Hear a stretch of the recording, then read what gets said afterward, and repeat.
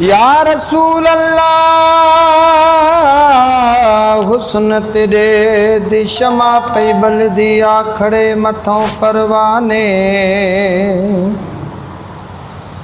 सिर साग करन कुर्बान मिठा तेरी खिदमत विच नजराने एक जिंदड़ी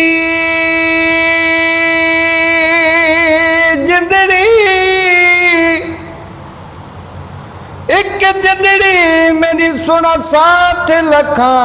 वाली कुर्बाने मिस्कीन करी जे मंजूर मही तेरे दरदाए भी दरबाने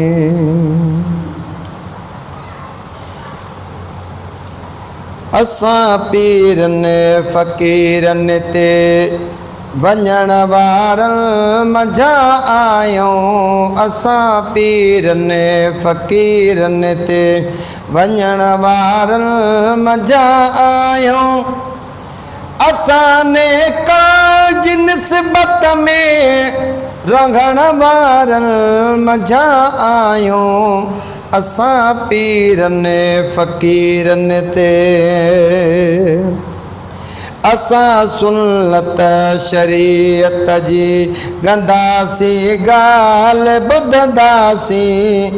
असां सुन्नत शरीयत जी कंदासी ॻाल्हि ॿुधंदासी न की शिकवा गिला कंहिंजी करण वारन मंझा आयूं असां नेकल जी निस्बत में रहण वारन मंझा आयूं असां पीरन फ़कीरन ते सेवण सचल ऐं राणीपुर बेटा इहा जाग पांदियड़ा सेवण सचल ऐं राणीपुर बेटा इहा जाग पांदियड़ा ख़तमुल क़ुरआन पीरन ते पढ़ण वारन मंझा आयूं असां पीरन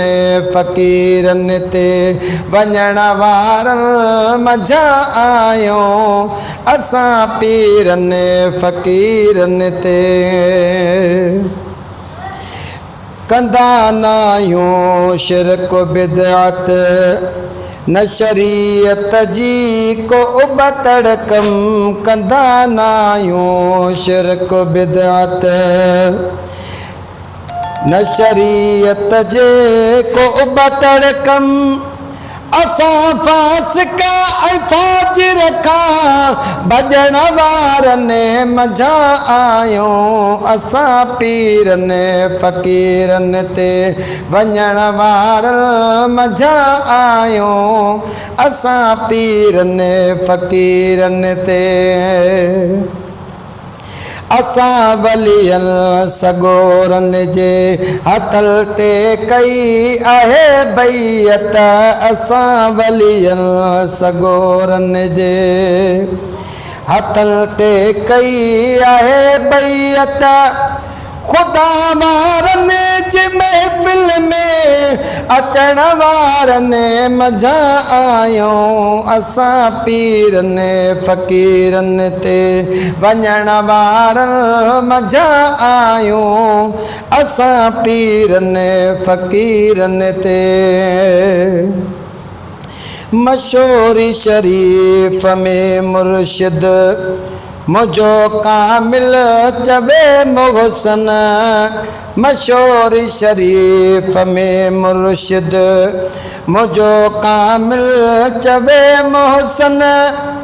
भई उन जा मुबारक हथा चुमण वारन मंझा आयूं असां पीरन फ़कीरन ते वञण वारन मंझा आयूं असां पीरन फ़कीरन ते वञण वारन मंझा आयूं असां नेक जी निस्बत में रहण वारनि मज़ा आयूं असां पीरनि फ़क़ीरनि जे मज़ारनि ते तबींदा आहियूं असां पीरनि फ़क़ीरनि जे